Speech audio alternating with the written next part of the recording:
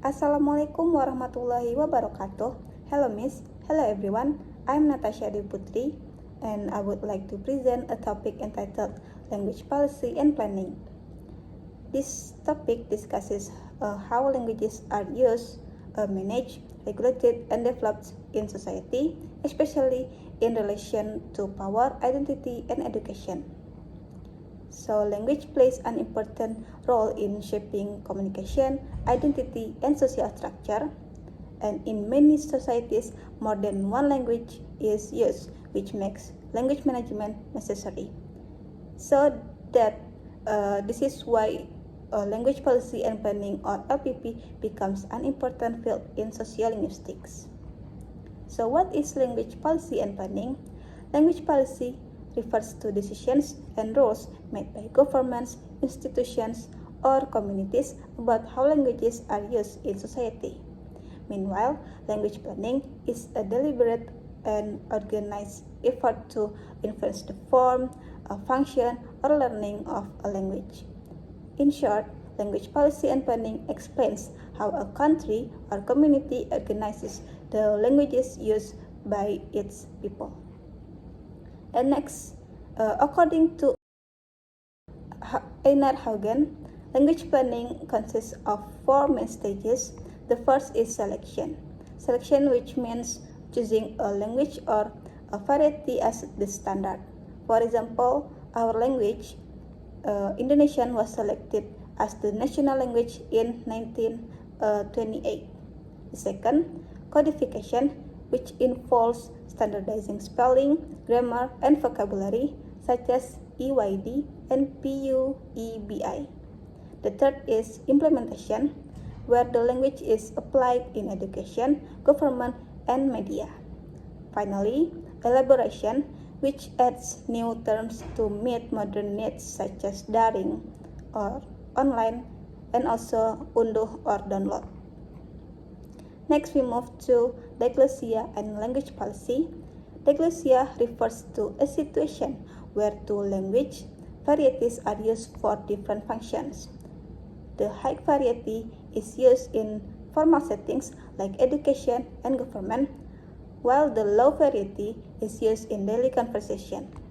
Governments usually promote the high variety, which often increases its prestige and marginalizes the low variety. Next is about example of diglossia. An example of diglossia can be seen in India, where literary Hindi is used in formal context, while regional varieties is used in everyday communication. And this gap creates challenges in education and language policy. Next, we move to language ideologies in policy. Language policies are influenced by language ideologies or beliefs about language. So there are four ideologies. The first is linguistic nationalism, where language is seen as a symbol of national identity. And number two is linguistic imperialism, where powerful languages like English dominate globally. The third is multilingualism ideology, which views linguistic diversity as a resource. And the last is purism, which aims to protect a language from foreign influence. Next, we move to language policy in various countries. Different countries apply language policy differently.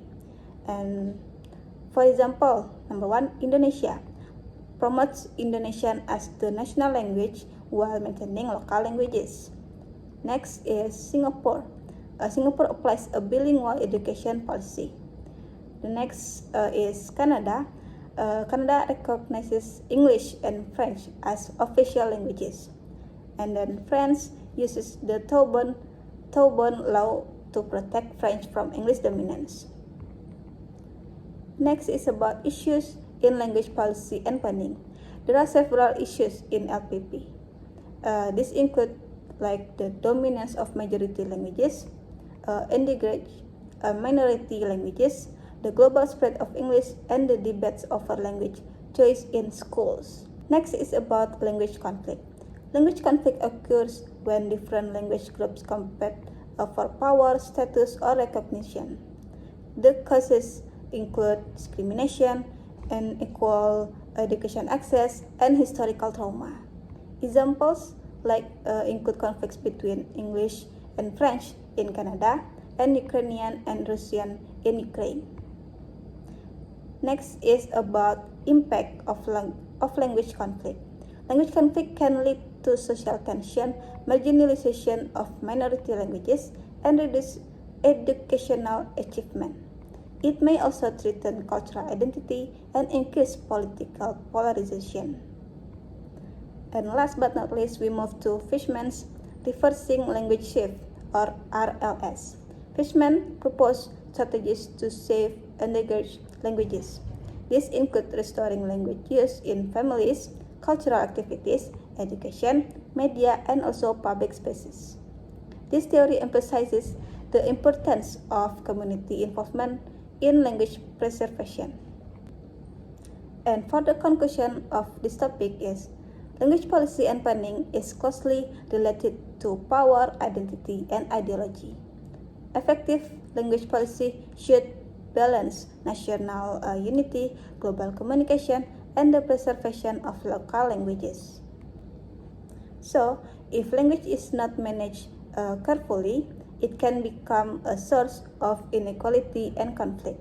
So, that's all from me. Thank you very much for your attention. I'm sorry for my mistake. And Assalamualaikum warahmatullahi wabarakatuh.